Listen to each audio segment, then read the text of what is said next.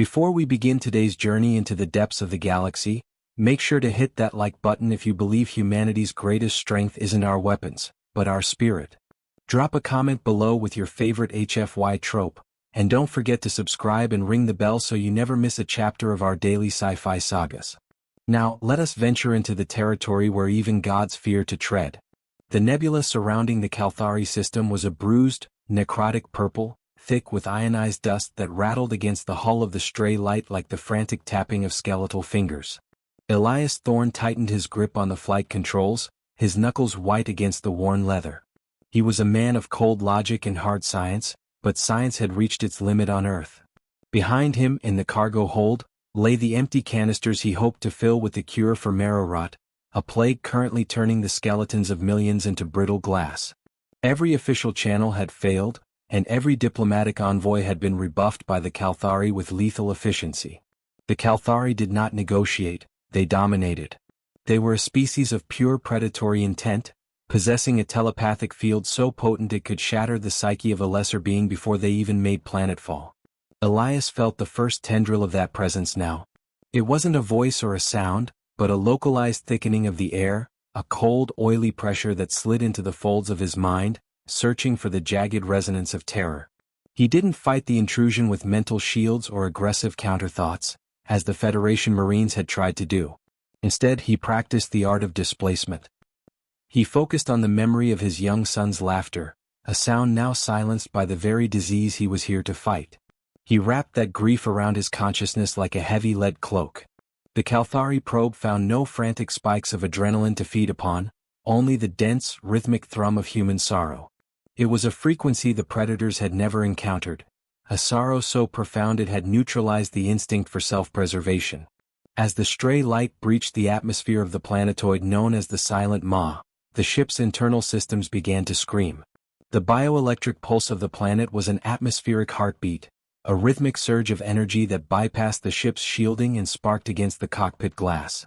Elias ignored the warning lights and the smell of ozone, guiding the ship through a descent that should have been a suicide run. He landed on a plateau of obsidian glass that stretched toward a horizon of jagged violet peaks. The silence that greeted him when the engines cut was absolute, a heavy, expectant quiet that felt like a predator holding its breath. Elias unbuckled his harness and checked the seal on his environmental suit. He carried no pulse rifle and no kinetic blade. Such things were toys compared to the Calthari's power and would only serve to mark him as a threat to be neutralized. He stepped out onto the boarding ramp, the air outside thick with the scent of ozone and the heavy floral musk of the spire's flora. The spire itself loomed in the distance, a massive organic needle of bone-white stone that pierced the clouds, pulsing with a faint, rhythmic amber light. Between him and his goal lay the forbidden territory, a landscape of crystalline thorns and shifting shadows where the Calthari's primary sentinels roamed. He could see them now, shifting silhouettes at the edge of his vision, six-limbed horrors that moved with a liquid, disjointed grace. They didn't growl or hiss. They vibrated, their bioelectric plates discharging small arcs of lightning that illuminated the purple dusk. The weight of their collective gaze was a physical force, a psychic gravity that urged him to kneel, to tremble, or to flee back into the safety of his tin-can ship. Any other species would have broken under that pressure, their nervous systems overloaded by the sheer scale of the hostility. But Elias Thorne took a step forward. Then another. He walked with a steady, unhurried gait, his hands open at his sides, his eyes fixed on the spire. He wasn't walking like a conqueror, nor was he walking like a slave. He was walking like a man who had already accepted his own death and found that it held no power over him. The sentinels began to converge, their amber eyes glowing with a predatory curiosity that had replaced their initial hunger. They were waiting for the moment he cracked, for the inevitable surge of fear that would signal the start of the hunt. But as Elias crossed the threshold of the obsidian plains and entered the heart of the forbidden zone, the fear never came. Instead, the air around him began to hum with a new frequency, a resonant vibration that seemed to emanate from the ground itself. The predators were not striking. They were watching, puzzled by the anomaly of a prey animal that refused to play its part. Elias reached the edge of the crystalline forest, the spire now a towering monolith before him, and as the first of the great sentinels stepped into his path, he realized the trial was only beginning. The crystalline forest did not grow. It shattered upward from the obsidian crust in jagged translucent shards that refracted the violet sky into a kaleidoscope of bruised light. Elias stepped into the periphery of the grove, his boots clicking against the glass-slick floor with a resonance that felt dangerously loud in the heavy atmosphere. The air here was hyperoxygenated and sharp, stinging his lungs with every breath as the Kalthari's bioelectric field intensified. He could feel the fine hairs on his arms standing on end, tugged by an invisible current that sought to harmonize his nervous system with the planet's own predatory rhythm. This was the Gauntlet of Teeth, a natural labyrinth where the Kalthari tested the mettle of anything that dared to breathe. From the shadows of the crystalline trunks, the sentinels emerged, obsidian chimeras whose 6 limbs moved with a terrifying liquid precision. They did not move like animals. They moved like a coordinated strike team, their bodies absorbing the light until they were nothing but holes in reality. One sentinel, larger than the rest and scarred with the pale white lines of past conquests, stepped directly into Elias's path. It lowered its head, the amber light in its eyes pulsing with a violent, staccato frequency. Suddenly, the psychic pressure Elias had felt earlier solidified into a focused lance of pure terror.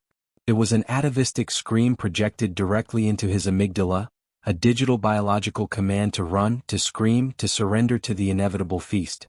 Most species, even the most disciplined Federation soldiers, would have collapsed into a seizure or fled into the waiting jaws of the surrounding pack. Elias felt the surge of adrenaline, the primal urge to bolt, but he anchored himself with the weight of his purpose. He reached into the private sanctuary of his mind and pulled forward the image of the hospital room on Earth, the sterile smell of antiseptic, the rhythmic beep of the life support machines, and the sight of his son's frail, translucent skin. He allowed the cold, crushing weight of that hopelessness to flood his veins. The sentinel paused, its mandibles twitching as it tasted the air. The psychic feedback it expected, the sharp, acidic tang of fear or the jagged heat of aggression, was absent. Instead, it found a vast, frozen lake of sorrow. Elias didn't look away from the creature's amber gaze. He didn't reach for the empty holster at his hip or raise his hands in a plea for mercy. He simply stood, a solitary figure of flesh and bone amidst a sea of obsidian teeth. The creature's bioluminescence flickered, shifting from the angry red of a hunter to a confused, low-intensity gold. It tilted its head, its sensors struggling to categorize a creature that possessed the vulnerability of prey but the stillness of a mountain. To the Kalthari, fear was the only currency of the weak, and without it, Elias Thorne was a walking paradox that defied their evolutionary logic. As if by a silent signal, the other sentinels drifted closer, their bodies shimmering as they adjusted their internal frequencies to match his. The air grew thick with ozone, the static discharge between the creatures and the ground creating a low humming melody that vibrated in Elias's marrow. He began to walk again, his steps measured and deliberate. The lead sentinel didn't strike, it retreated a single pace, its claws clicking against the obsidian floor in a rhythm that mimicked Elias's own heartbeat. It was no longer a pursuit, it was an escort. The pack fell in behind him and to his flanks, a phalanx of shadows that moved through the crystalline forest with him. They guided him through the most treacherous paths, where the glass shards were sharp enough to slice through his suit, their own bodies acting as a living shield against the environment they usually used to kill. The forest began to thin, revealing the base of the spire, a monolithic structure of bone-white stone that seemed to pulse with the very lifeblood of the planet. Up close, the architecture was horrifyingly beautiful, covered in swirling patterns of bioluminescent moss that provided the only hope for a dying Earth. Elias could feel the presence of something far older and more powerful than the sentinels waiting within the structure. The Great Hunter was no longer a theoretical threat found in ancient star charts. It was a physical weight pressing against the doors of his mind. As the sentinels halted at the threshold of the spire, the lead creature let out a low, resonant vibration that sounded almost like a funereal bell. It watched Elias with an expression that, to a human eye, might have looked like respect, though Elias knew better than to assign human emotions to such a perfect killing machine. He stepped toward the arched entrance of the spire, the darkness within swallowing the light of his suit's beacons. He was deep within the forbidden territory now, beyond the point of rescue or retreat, heading toward a confrontation that would determine if humanity was worth saving, or merely a curiosity to be extinguished. The air inside the spire was not merely gas, but a pressurized soup of bioelectric energy that made the sensors on Elias's suit spark and whine in protest. The walls were not made of stone or metal, but of an ossified, bone-white substance that seemed to pulse with a slow, subterranean heartbeat. Every step Elias took echoed through a chamber so vast that the ceiling was lost in a swirling mist of amber effulgence. This was the nervous system of the Kalthari, a place where the physical and the psychic blurred into a single, overwhelming reality. The silence here was heavy, a suffocating presence that pressed against his eardrums until the sound of his own blood rushing through his veins felt like the roar of a distant ocean. He followed a path of luminous emerald moss that clung to the floor like a carpet of living stars, the only sign of the biological treasure he had traveled light years to find. At the center of the hall, the atmosphere curdled. The great hunter did not emerge from the shadows. It was the shadow itself, a massive ancient entity that uncurled from a throne of calcified remains. Its scales were the color of weathered ivory, cracked and pitted by centuries of conflict, and its eyes were not amber, but a blinding electric violet that seemed to strip away the layers of Elias's physical form. This was the architect of the Silent Maw, a creature that had lived through the rise and fall of civilizations, and its presence was a psychic hammer that struck Elias with the force of a tectonic shift. The great hunter didn't use sound to communicate. It projected a mental scream, a concentrated blast of pure atavistic dominance that forced Elias to his knees. The pressure was so immense that his vision blurred, the edges of his consciousness beginning to fray under the sheer weight of the alien's absolute authority. The Kalthari's mental invasion was a search for weakness, a scouring of the soul to find the point where a creature breaks. It expected to find the frantic fluttering of a cornered bird or the desperate, jagged heat of a warrior's rage. Instead, as the great hunter's mind bored into Elias's own, it encountered a vast, unyielding glacier. Elias did not try to push back with his own will. He simply opened the doors to his memory and allowed the hunter to see why he was there. He showed the creature the silence of Earth's streets, the rows of hospital beds where the brave and the beautiful were being reduced to dust, and the image of his son, whose eyes were still full of a light that the plague was trying to extinguish. He didn't project these images as a plea for mercy, but as a statement of fact. He was a man who had already bargained with death, and the Kalthari, for all their power, were merely a secondary concern compared to the mission he carried. The great hunter paused, its violet eyes flickering with a sudden, sharp dissonance. In the predator's philosophy, strength was the right to consume, and power was the ability to stand atop a mountain of the fallen. But in Elias, it found a different kind of strength, the strength of the sacrificial lamb that has chosen to become the shepherd. It saw that Elias Thorne was not immune to fear, but that he had mastered it to the point of irrelevance. He was a sovereign of his own soul, a creature that possessed the terrifying ability to choose a higher purpose over the biological mandate for survival. To the Kalthari, this was not the behavior of prey. It was the mark of a god-beast, a being that stood outside the cycle of consumption. The crushing psychic pressure suddenly vanished, replaced by a low melodic resonance that felt like the hum of a hive at peace. Slowly, the great hunter lowered its massive ivory head. Its front limbs, each tipped with claws capable of rending starship hull plating, folded inward against its chest in a slow, deliberate motion. It was a physical gesture of submission that had not been seen in Sector 9 for 10,000 years. The sovereign of the Maw, the apex predator of the galaxy, was bowing to a lone, unarmed human. Elias stayed on his knees for a moment, his breath coming in ragged gasps as the silence returned, no longer suffocating but respectful. He realized then that he hadn't won a battle. He had established a treaty of the spirit. As the great hunter remained bowed, a path through the inner sanctum opened, revealing the heart of the spire where the cure grew in such abundance that the air itself glowed with the promise of life. Elias stood, his legs trembling but his resolve like iron, and prepared to claim the salvation of his species while the predators of the void stood as his silent, submissive witnesses. The great hunter rose from its submissive posture, its ivory scales catching the emerald efflorescence that began to dominate the chamber's light. With a gesture that was surprisingly fluid for a creature of such monolithic proportions, it beckoned Elias toward the very center of the spire's heart. Here, the bone-white architecture gave way to a lush, pulsating garden of bioengineered flora. The emerald moss did not merely grow upon the surfaces. It seemed to breathe in tandem with the planet's core, its cilia waving in a phantom breeze generated by the intense bioelectric currents.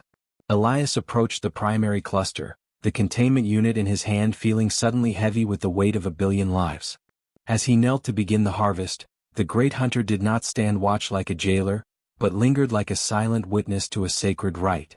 The creature reached out with a singular obsidian claw, barely touching the surface of the moss, and as it did, a final deeper psychic connection surged through Elias's mind.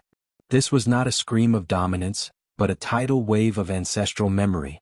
Elias saw the Kalthari not as they were now, monsters of the void, but as they had once been, a fragile, besieged species clinging to life on a dying world.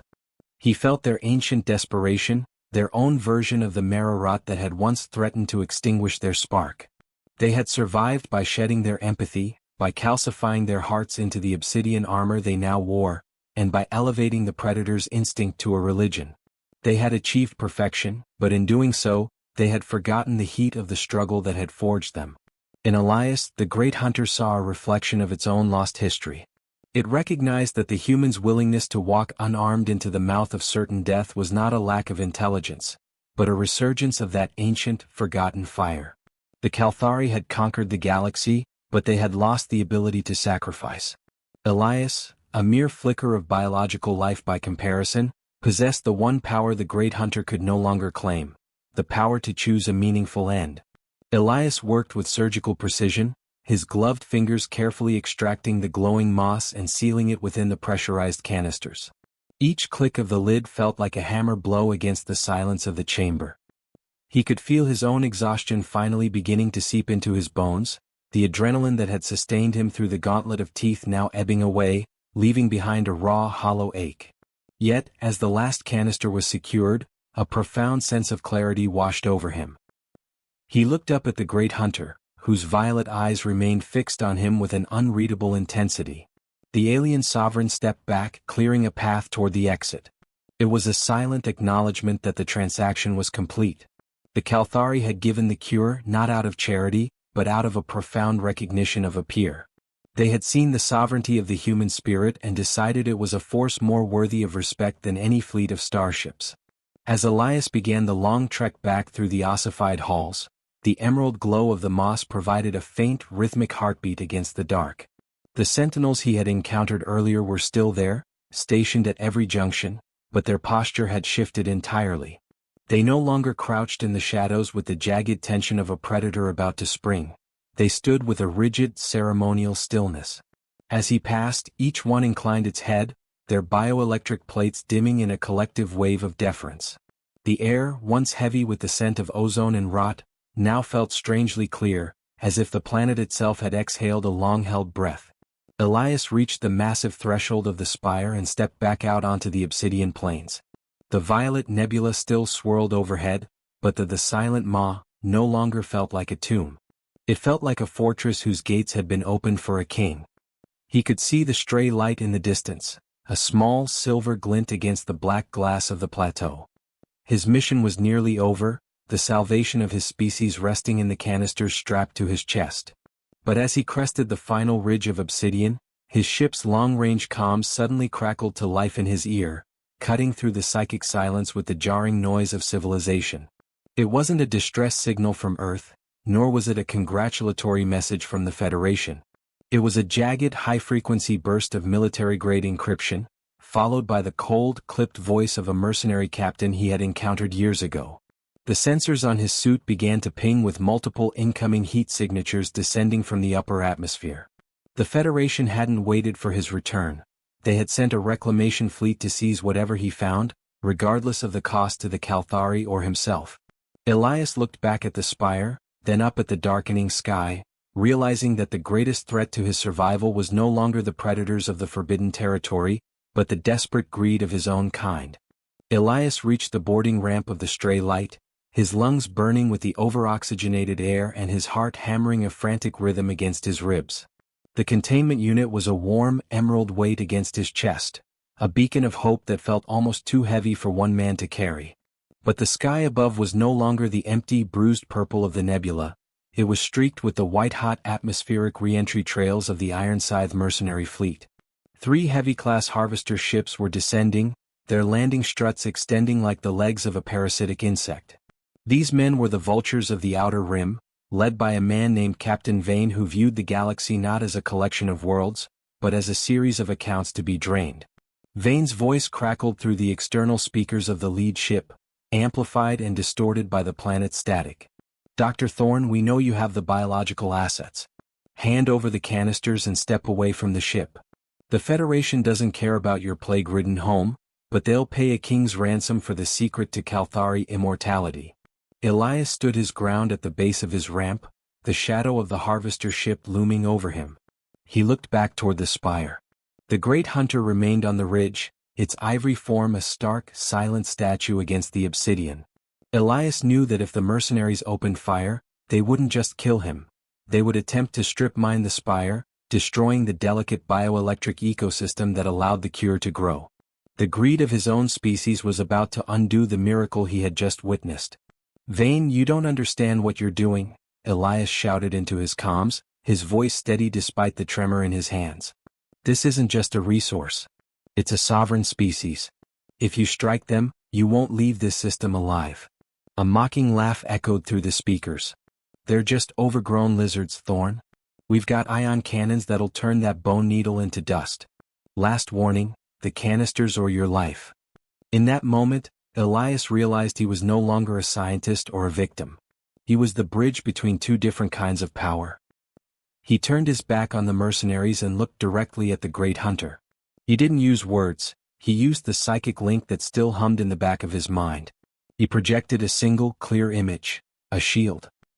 He showed the predator that the coming violence was not his will, but the rot of his own kind, and that he stood with the spire. The great hunter's violet eyes flared with a sudden, terrifying radiance. The air around the ridge began to warp as the ancient creature let out a mental roar that was felt rather than heard. A shockwave of pure, unadulterated dominance that sent the mercenary ship's sensors into a chaotic spiral. The ground beneath Elias's feet began to vibrate as thousands of obsidian sentinels emerged from the crystalline forest, their bioelectric plates glowing with a lethal, strobing light. Captain Vane, sensing the shift, didn't hesitate. "Open fire. Level the ridge." The lead harvester ship's underside cannon glowed with blue ion energy, a searing bolt of heat screaming toward the great hunter. But the bolt never hit its mark. A dozen Calthari sentinels leaped into the path of the beam, their bodies acting as a living lightning rod, absorbing and redirecting the energy into the ground. Simultaneously, the great hunter raised its head toward the sky. A massive pillar of violet lightning erupted from the spire, striking the lead mercenary ship and overloading its shields in a spectacular explosion of sparks and molten metal. The mercenaries were used to fighting soldiers who feared them. They were entirely unprepared for a hive mind of apex predators acting with the tactical coordination of a god. The battle was a cacophony of light and sound. Elias watched as the Calthari tore through the mercenary ranks with a ferocity that defied biological limits. The sentinels moved like shadows, leaping onto the hulls of the dropships and using their claws to peel back the reinforced plating as if it were parchment. The mercenaries fired blindly, their kinetic rounds ricocheting off the Calthari's obsidian scales, their screams of terror providing the high-frequency feed the predators usually craved. But they didn't consume the fallen. They simply neutralized them, clearing a path of absolute safety around Elias and his ship. Amidst the chaos, Elias saw Captain Vane's command craft attempt to lift off, its engine struggling to compensate for the psychic interference. The great hunter didn't let it escape. With a final, focused pulse of energy, the Ivory Sovereign grounded the ship, pinning it to the obsidian plains with a localized gravity well that crushed its landing gear. Elias walked slowly toward his ship's entrance, the canisters of the cure secured. He stopped at the top of the ramp and looked back. The mercenary threat had been extinguished in minutes, their prideful fleet reduced to smoldering husks on the glass floor. The great hunter began to descend from the ridge, walking through the wreckage of the human machines until it stood just yards away from Elias. The battlefield fell silent. The thousands of sentinels that had just decimated a private army now stood perfectly still, their amber eyes dimmed in a collective show of restraint. The great hunter looked at Elias, and for the first time, Elias felt a sense of profound peace emanating from the creature. The predator had seen the human stand as its shield, and in return, it had become his sword. "I will return," Elias whispered, knowing the creature would hear the intent behind the words. Not as a thief but as a voice for the silence. The great hunter didn't move for a long moment. Then, in a final act of recognition that would have left the Federation's best xenobiologists speechless, the massive creature bent its front limbs and lowered its head until its ivory forehead touched the obsidian dust. Around the entire perimeter, every single Kalthari sentinel followed suit, thousands of the galaxy's most feared killers bowing in unison to a lone human man. Elias stepped into his ship and sealed the airlock. The image of that collective submission burned into his mind forever. As the stray light roared into the sky, leaving the violet nebula behind, Elias looked at the glowing green moss beside him. He wasn't just bringing back a cure for a plague, he was bringing back proof that humanity could be more than just a consumer. He was bringing back the respect of the monsters.